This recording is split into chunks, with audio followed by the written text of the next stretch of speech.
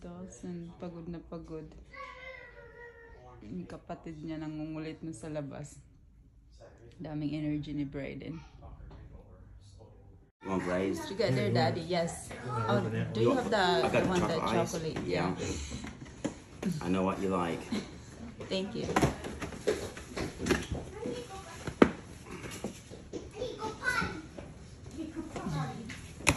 Hey. Here, put one for Brayden. Fall in line. Yeah. You in line? Damien, you don't drink coffee? Not a big coffee guy. I'll drink iced coffee every once in a while, but Damien said he takes iced coffee. Braze donuts underneath it. Daddy, Huh? he likes iced coffee. Never seen him drinking iced coffee. He has little frappuccinos, little milkshakes. This place. Did you get Grandpa? Is he still sleeping? Decoration on the wall. What's wrong with your brother? Silly, you got hit in the head. What are you doing? I don't know. Brayden? You missed your spot. Huh? Look out! You missed the spot. Okay, come on. Eat your food. You missed the spot.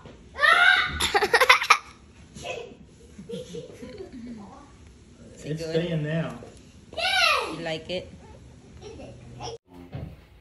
It's cold out. Ay, buti na lang nakabili ako nito. You can take your underwear off. You're in it by yourself. But I don't want to. Your underwear are white. Nothing. Yeah. It's white. Why? My underwear first. You're still gonna save it.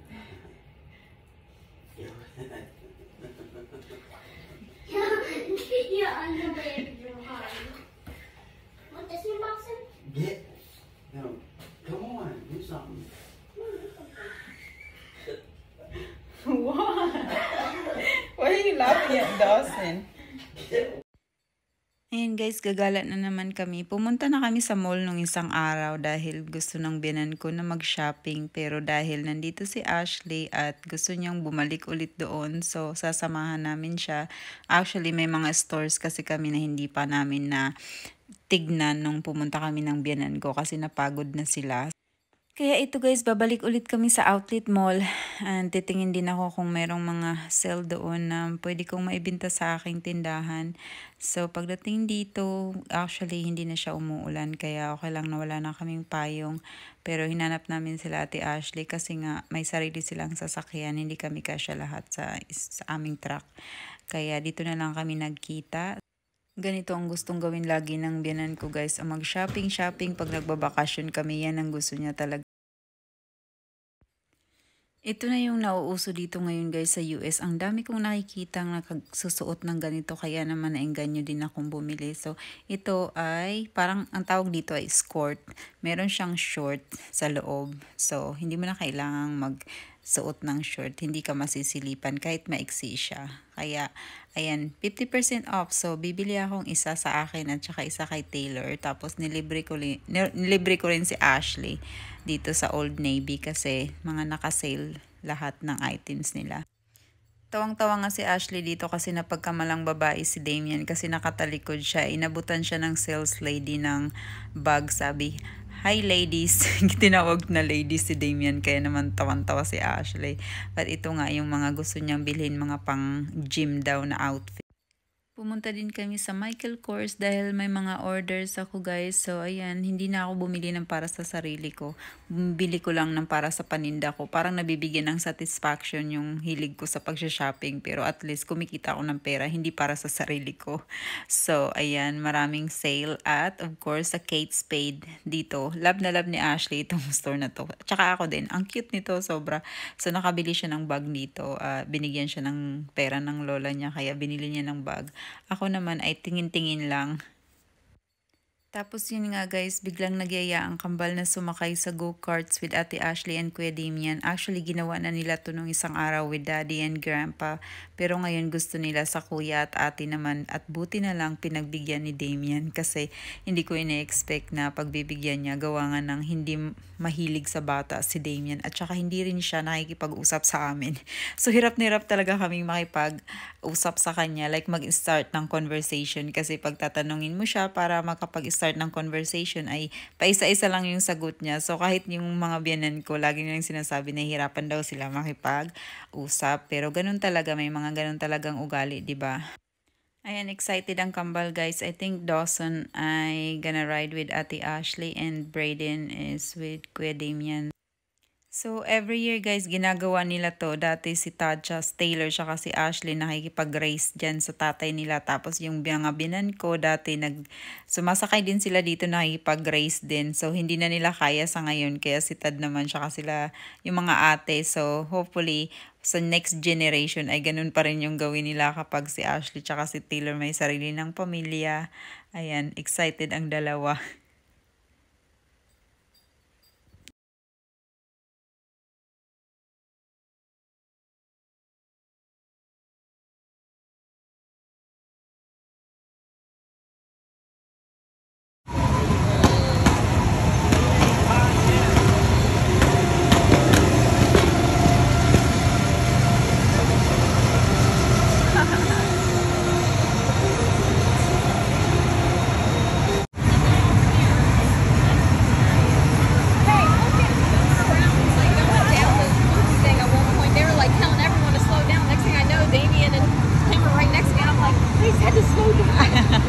Well, we don't slow down. They're too slow.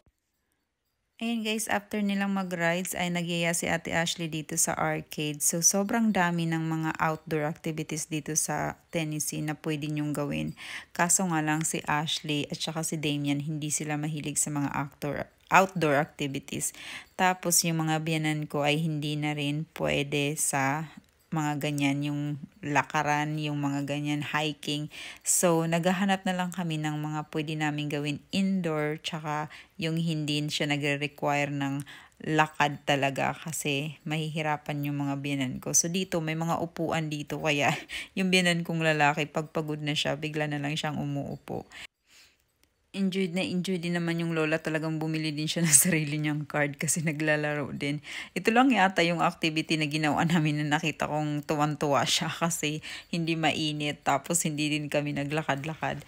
Doon kasi sa mga nakaraang araw, grabe hirap na hirap sila kaya nga naisip namin ni Tad na hindi na talaga sila pwede sa mga malayong lakaran katulad ng ginagawa namin dati.